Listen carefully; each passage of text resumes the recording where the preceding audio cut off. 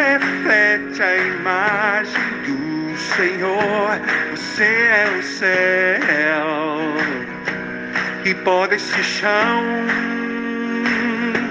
Você tem valor. Foi o próprio Deus quem te comprou. Ele derramou o sangue dele na cruz. Não há nada maior pra se comparar com o teu amor. É inesgotável a fonte que jorra. Por tua graça eu sei que vou morar no meu lugar. Aqui não é o meu lar. Almejo esse dia. Vou abraçar o meu mestre. O Deus que eu sirvo é melhor do que eu. Não há nada igual. Não há nada igual. O Deus. Oi, bom dia! Bom dia! Não há nada igual! Para mim é uma alegria estar aqui com você. Olha só, a nova trilha sonora, Dilson e Débora, não há nada igual. Quero que você entenda essa semana que o amor de Deus por você não há nada igual. Que bênção, que alegria. Eita, muito bom! Te ama e quer levar todos pro céu. Ele te chamou. Não feche o coração. Abra o seu coração. Ei, para mim, você sabe, é sempre muito bom estar aqui com você, madrugadinha. Estamos aí viajando aqui, sempre no meu estúdio móvel, hoje em Redenção. Maravilha! Venha, bem-vindo ao mundo das maravilhas, onde tudo é muito bom, tudo é fantástico e tudo dá certo. É melhor do que eu. Não há nada igual. Não há nada igual. Esse é o Deus que você serve. Muito bom. Vamos para a nossa reflexão de hoje. Aqui é o seu Pó de Garra, segunda-feira, 25 de julho. Estamos indo para a reta final essa semana, né? Reta final do mês de julho. E você sabe que o objetivo aqui do nosso Pó de Garra, o seu podcast, é que você tenha energia e boa vontade. Você sabe que a fé, ela vem pelo ouvir da palavra de Deus. Então aqui é a palavra de Deus para você, pode ter certeza. Vamos estudar a Bíblia. Hoje eu quero lembrar você um tema que você conhece muito bem. Nós estamos aí segunda-feira, vamos falar sobre saúde espiritual. João capítulo 3, versículo 16. João, capítulo 3, versículo 16. Você já vai saber qual é o texto. E a ideia é promover em você mais saúde espiritual. Vamos orar ao Papai do Céu para falarmos sobre a palavra dele? Oremos. Querido e amado Deus, a tua palavra está aberta mais uma vez. Agora, enquanto muitos dormem, a madrugadinha, o Senhor já está aqui, falando ao nosso coração. Abra a nossa mente, o nosso ouvido e fale. Nos ensina, nos transforme em nome de Jesus. Amém? Amém. Muito bem. João 3,16 você já sabe, você conhece. Fala aí comigo de cor. Vamos lá, vamos ler juntos?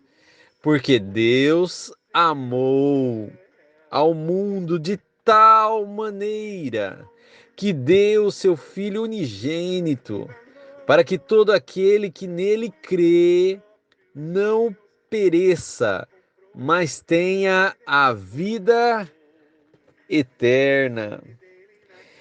Esse é um dos textos mais emocionantes.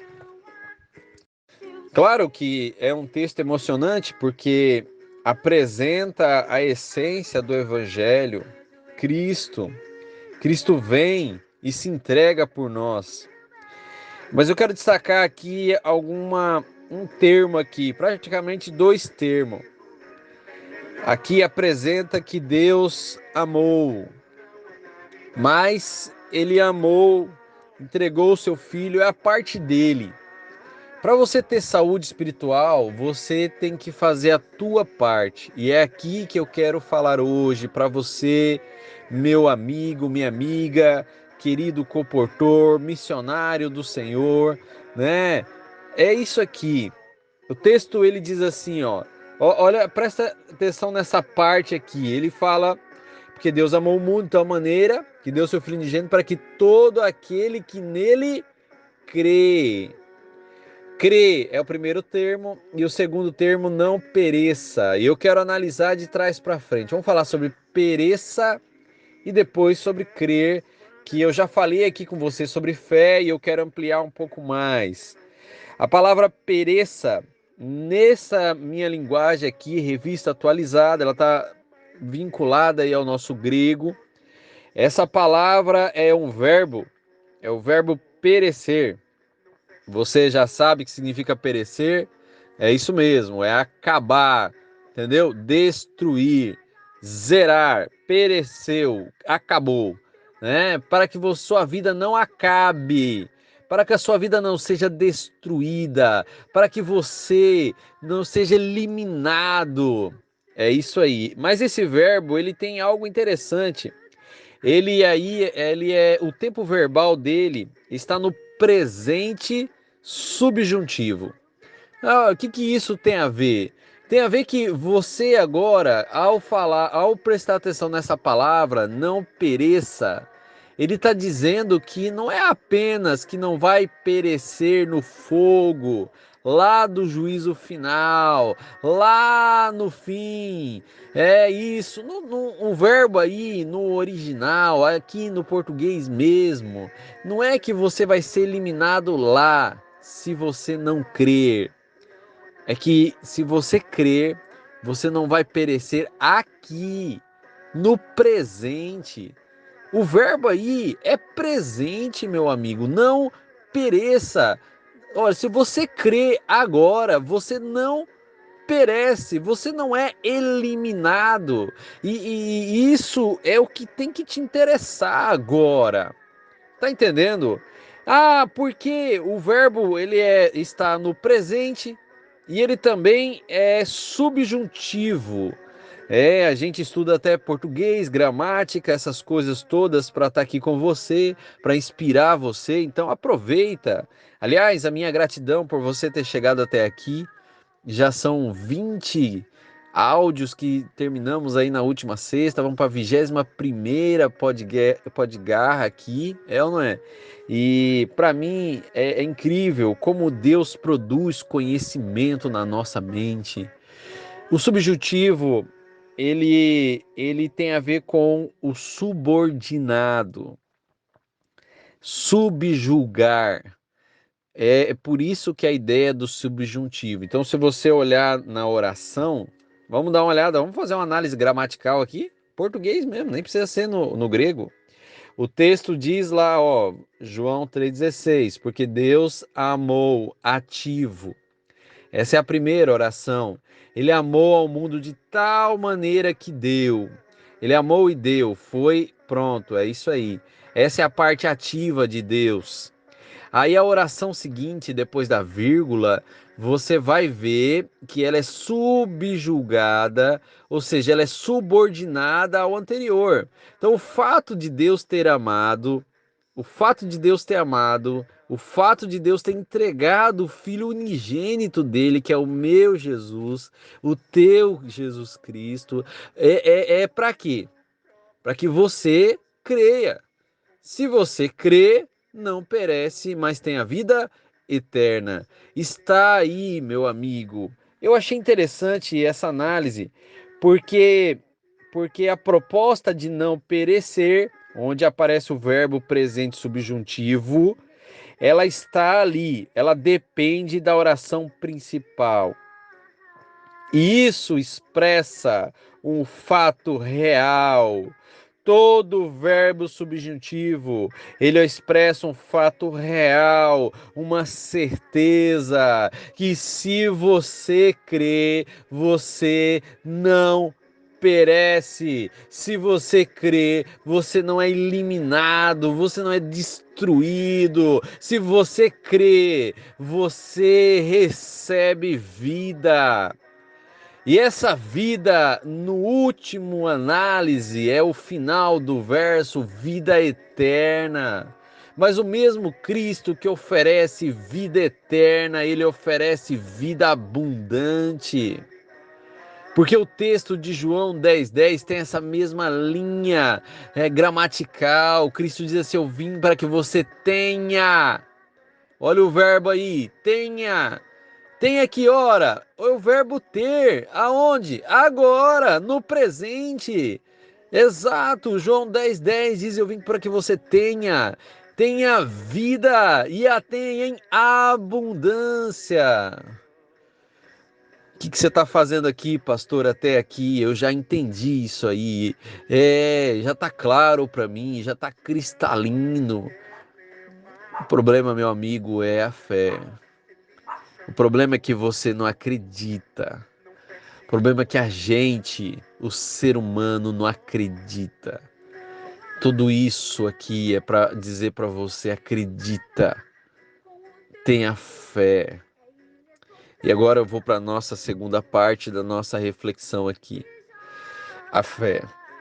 Eu já falei para você aí no dia 11 de julho, você pode pesquisar aí, voltar lá atrás, que existem 3 níveis de fé, é o nível da ideia, da convicção e da fé e obras.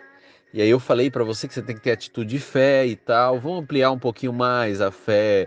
Eu acho que se a gente ficasse estudando sobre fé a vida inteira, a eternidade, a gente não ia conseguir exaurir a essência que é a fé.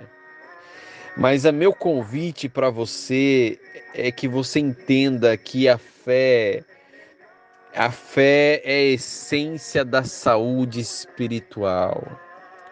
Aqueles que guardam os mandamentos de Deus são os mesmos que têm a fé em Cristo. O fato de ter fé em Cristo faz você tomar uma atitude. Porque João 3,16 diz que Deus amou. E você já sabe que Deus deseja que você ame também. E eu quero agora trazer uma citação de uma atitude de amor. Porque Deus, Ele deu o quê? Ele deu tudo. O maior bem do universo é uma pessoa, Jesus Cristo. E Ele deu por amor a você. Agora eu quero falar para você, comportor. Capítulo 7 do Mensageiro da Esperança, ou do Comportor Evangelista, a nossa escritora favorita, ela é inspirada por Deus. Ela diz o seguinte: os que trabalham na obra da colportagem devem, primeiramente, entregar-se completamente a Deus. Exatamente. Você, meu amigo, tem que ter essa atitude de fé, entrega. Para que essa entrega aconteça, tem que haver uma outra, é uma sequência, uma outra noção, que no mesmo capítulo 7, lá no último parágrafo em negrito, eu quero chamar você a atenção essa semana para você ler o Mensageiro. Por favor, estude o Mensageiro. Ellen White, ela fala o seguinte: aquele que em seu trabalho encontra provas e tentações, deve tirar proveito dessas experiências, aprendendo a apoiar-se mais decididamente em Deus. Deve sentir a todo momento a sua dependência de Deus. Nenhuma queixa deve ser cultivada em seu coração ou ser pronunciado por seus lábios. Quando bem-sucedido, diz Ellen White, não deve tomar para si nenhuma glória, porque seu êxito é devido à operação dos anjos de Deus sobre o coração. E lembre-se ele de que, tanto nos momentos de ânimo, quanto nos de desânimo, os mensageiros celestiais estão sempre ao seu lado. Ele deve reconhecer a bondade do Senhor e louvá-lo com alegria. O que isso tem a ver com fé, meu amigo? Deus deu tudo por amor a você. E você dá tudo por amor a Ele. Número 1, entrega completa a Deus. Número 2, constante dependência de Deus. Que dia é que eu vou entender isso com profundidade? Não há nada igual aqui, meu amigo. Eu quero já fazer apelos aqui ao seu coração. Deus entregou a vida por você porque Ele te ama. Acredite nisso. Você não depende de circunstâncias. Você não depende das outras pessoas. Você não depende que alguém ligue para você se sentir amado, valorizado. Você só precisa acreditar. Claro, você tem que acreditar que você é amado, valorizado. Creia hoje. Olhe para si, faça uma lista de gratidão por você sentir o amor de Deus por você. Ouça-me, Deus ama você, acredita. Poxa, como é difícil o ser humano acreditar nisso, meu Pai, socorro! É lindo a gente ouvir isso lá, a gente tem uma noção teórica, mas a gente não vivencia. Para você absorver aquilo que eu chamo de um mundo das maravilhas, essa atmosfera incrível, maravilhosa, isso precisa estar em você. Você tem que absorver o amor de Deus por você. É por isso que o texto diz: Deus amou tanto. Deus não ama você tanto no nível superficial. Deus ama você no nível profundo. A saúde espiritual está em acreditar que Deus te ama demais. Então acredita. Acredita muito. Mas pastor, eu acredito. Pastor Marcos, eu acredito, é de verdade, é real. Eu sei. Você acha que acredita, irmão? Como é que nós dois, eu e você, sabemos que você realmente acredita? Eu chamo isso de atitude, de fé. Tiago chama isso de obra. Então, eu quero fortalecer a tua fé hoje. Me escuta, por favor. No livro de Tiago, você pode procurar aí. Ele vai apresentar alguns princípios de atitude de fé. E a gente precisa lembrar disso. Aliás, você devia tirar tempo para estudar isso sempre. Tiago, ele apresenta o que é a fé. Será que você acredita mesmo?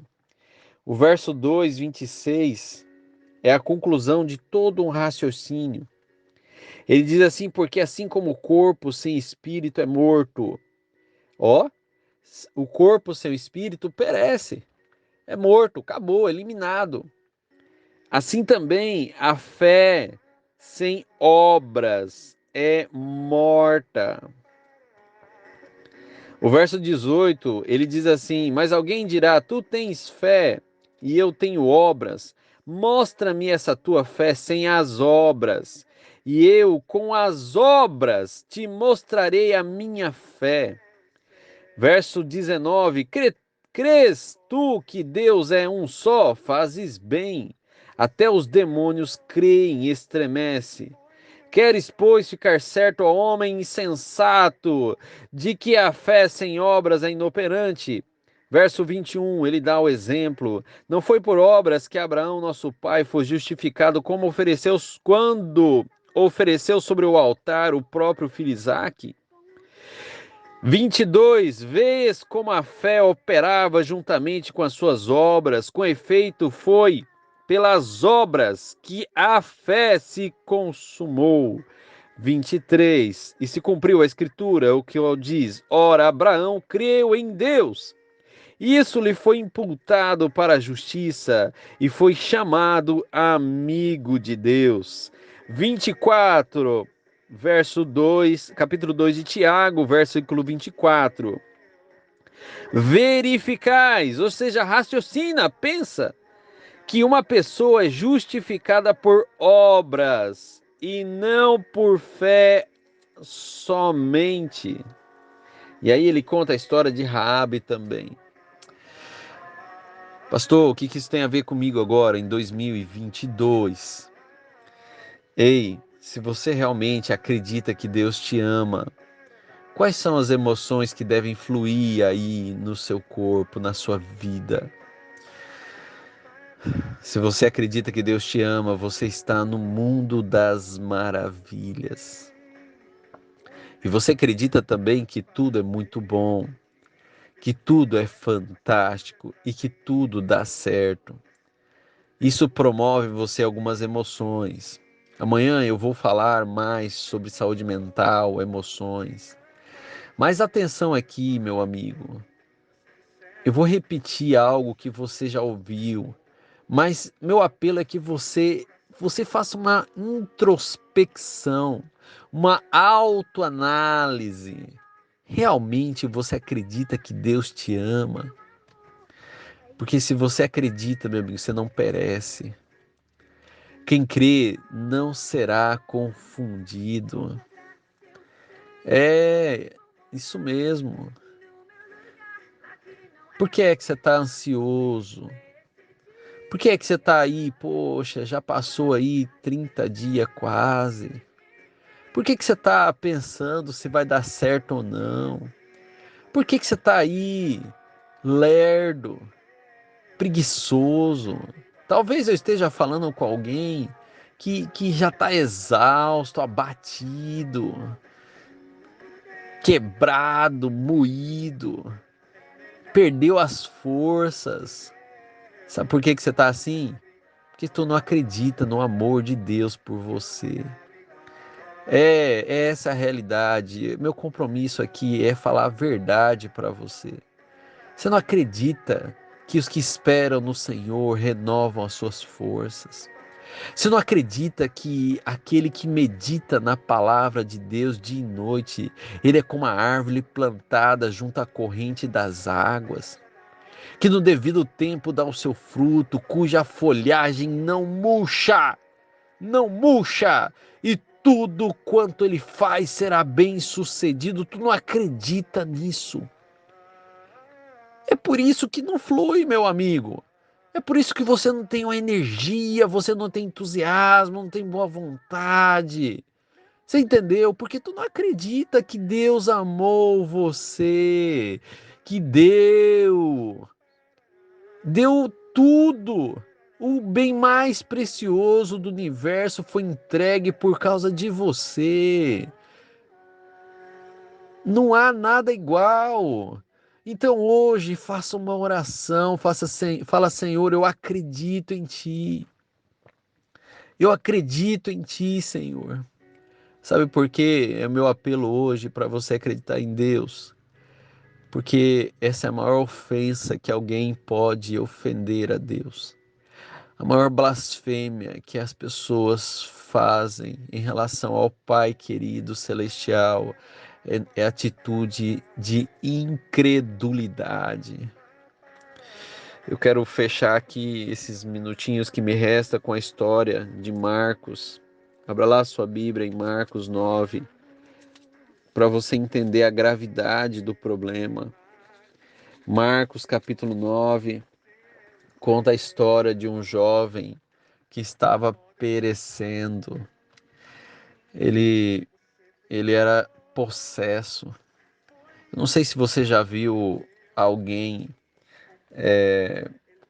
endemoniado. Talvez esse seja o ápice da tragédia humana. Talvez seja pior do que a morte. É alguém ser possuído pelo diabo. E aqui no capítulo 9, do verso 14 ao 29, você mesmo lê lá. A história você já sabe, talvez eu tenha falado aqui, mas eu vou lembrar para você. Cristo saiu do Monte da Transfiguração, ele chega, e agora os discípulos vão atrás, e alguém interpela o Senhor Jesus, aparece desesperado. Alguém dentre a multidão, diz o verso 17, ele clama a Jesus, ele fala: Mestre, eu trouxe o meu filho possesso de um espírito mudo, e este, onde quer que o apanha, lança-o por terra, e ele espuma, rilha os dentes e vai definhando. Roguei aos teus discípulos que o expelissem, e eles não puderam. Ei, olha a descrição do endemoniado. Ele é mudo, ele é travado, não fala. Esse endemoniado, ele recebe pancada. O bicho pega o jovem e joga de um lado para o outro, rilha os dentes e vai perecendo, vai definhando. Ei, olha para você, irmãozinho, irmãzinha, você está tendo crises? Estou dizendo que você está endemoniada ou endemoniado, mas você está tendo crise, você está tendo travado, você não vai para frente. Você pensa assim: meu Deus, parece que passou um século que eu estou aqui, estou sendo jogado de um lado para outro, de um fracasso ao outro. Meu Deus, socorro. Pois é, está definhando. Talvez você esteja definhando mesmo. Nossa, pastor, hoje eu estou inspirado pelo Deus Todo-Poderoso para abrir teus olhos, para que você entenda que o Espírito do Senhor está sobre mim, e Ele me ungiu para estar aqui gravando para você abrir os teus olhos, porque a tragédia acontece agora. Cristo fala no verso 19, Jesus lhes disse: ó geração incrédula, até quando estarei convosco? Até quando vos sofrerei? Trazei-me aqui. Ah, meu amigo, Cristo estava magoado, Cristo estava triste, estava com uma ira dentro do seu coração. Senhor, Deus fica irado? Fica. É só você fazer uma pesquisa. É claro que a ira de Deus não é igual à tua, mas Cristo estava triste. Poxa vida, que incredulidade. Por que você não acredita que eu estou do teu lado? Por que você não acredita que eu te amo? Por que você não acredita que o anjo que eu envio fica do seu lado? Por que você fica triste? Por que você fica mudo? Por que você fica aí, ó, sendo chicoteado pelas circunstâncias? Por que você fica cansado, mal? Porque tu não acredita no meu poder. Para com isso. Para com isso. E agora o texto continua. E eu preciso trabalhar isso aqui com você. Fica aqui comigo mais um pouquinho, vai, por favor. O verso 20. E trouxeram-lhe quando ele viu a Jesus, o menino, né? O espírito, o demônio desgraçado no couro do menino, ele imediatamente o agitou com violência e caindo ele por terra, revolvia-se espumando. Pensa numa cena terrível. Agora, enquanto está espumando lá o menino, rosnando, fazendo aquelas coisas mais horríveis do mundo, Jesus ele tira o foco de tensão do menino e olha para o pai do menino. Verso 21. Perguntou Jesus ao pai do menino: há quanto tempo isso lhe sucede? Aí ele respondeu: desde a infância. Verso 22. E muitas vezes tem lançado no fogo e na água para o matar. Mas se podes alguma coisa, disse o pai, se tu podes alguma coisa, tem compaixão de nós e ajuda-nos. Agora o pai faz a descrição do sofrimento. Está perecendo o menino, está perecendo o pai. Cristo veio porque Deus, o Pai, deu a Jesus para que não pereça. E aqui está uma família perecendo, endemoniado, possesso pelas tragédias, a violência. Imagina, meu amigo. Só que o problema agora você vai perceber, porque depois que o pai descreve a situação do filho desde a infância, há quanto tempo, hein? Ele fala para Jesus: se tu podes alguma coisa, aqui é a blasfêmia, irmão. Aqui é o pecado desgraçado. Você imagina a ideia da cabeça desse homem? Esse homem está diante do Deus Todo-Poderoso, diante daquele que tem poder para resolver qualquer situação, tem poder para criar a partir do nada, um Deus que oferece consolo, amor, esperança, um Deus que está ali disposto a curar, um Deus que tem. E ele olha para esse Deus que é Cristo e ele fala: se tu podes. Talvez você esteja, pastor, o senhor está exagerando. Isso aqui é a maior blasfêmia que alguém pode falar. Não estou exagerando. Olha a reação de Cristo no verso seguinte, no verso 23. Ao que lhes respondeu Jesus: se podes. Se podes? Como assim se eu posso? Você tá maluco? Eu posso qualquer coisa, se podes. Aí ele termina a frase, olha aí na sua Bíblia, para isso aqui, olha aí se não é isso mesmo. O texto diz: tudo é possível ao que crê. Deus pode, meu amigo, te dar paz na tempestade. Deus pode te dar alegria em meio a um mundo cheio de tristeza.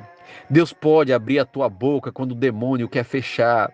Deus pode exaltar você enquanto o mundo quer te rebaixar. Deus pode transformar o choro em alegria. Deus pode qualquer coisa. Por que que tu não acredita? Por que que tu continua nessa lamúria desgraçada? Talvez você que eu estou falando aqui, por quê? Por que não acredita? Por que você não tem uma atitude de alegria? Por que você não levanta a cabeça e vá feliz? Por que você não acredita no mundo das maravilhas? Por que você não se sente amado, valorizado? É só porque tu não acredita que Deus te ama, que você fica mal.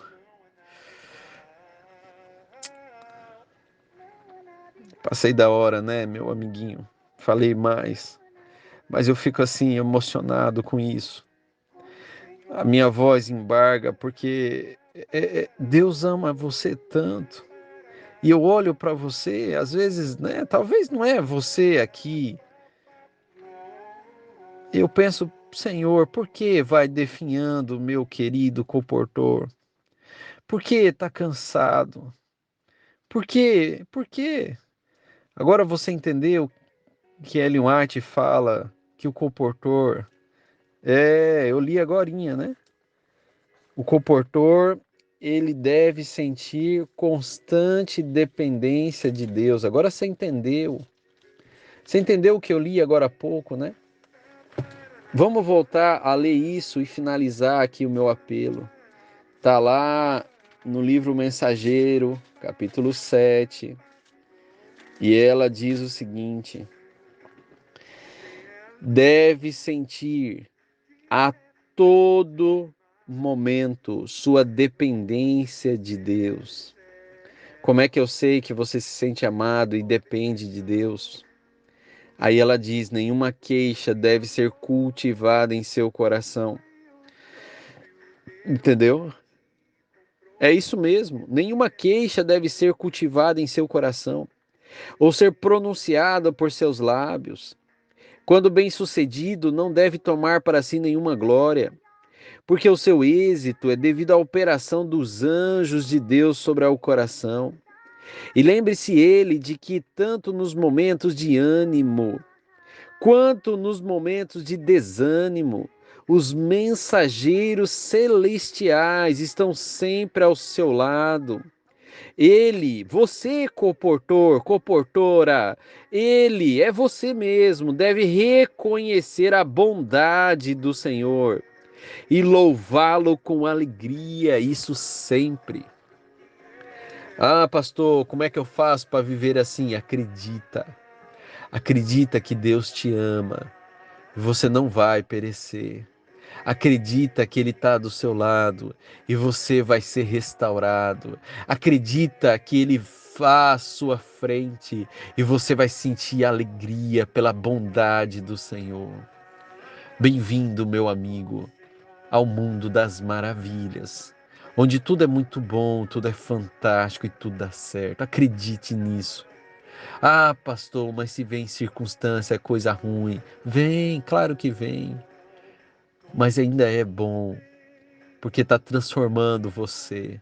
É só você ler a lição da Escola Sabatina de Adulto desse trimestre, é o Crisol. Aquela lição, ela fala do mundo das maravilhas do início ao fim. Tá bom? Forte abraço, minha gratidão por você ter me ouvido até aqui. Eu olho aí no grupo e eu vejo, pelo menos você toca aí para começar a ouvir. Não sei se você escuta até o fim, mas escute. Escute a cada dia. Isso vai te dar energia e boa vontade. Mas não apenas escute. Absorva isso. Faça com que isso seja a tua vida. Tá bom? Porque o amor de Deus, ele é inesgotável. Por tua graça eu sei que vou morar no meu lugar. Aqui não é o meu lar. Almejo esse dia. Vou abraçar o meu mestre. É isso aí! Esse é o teu Deus!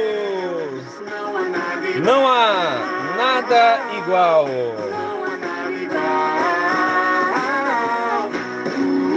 Muito bom! Valeu! Valeu! Deus abençoe!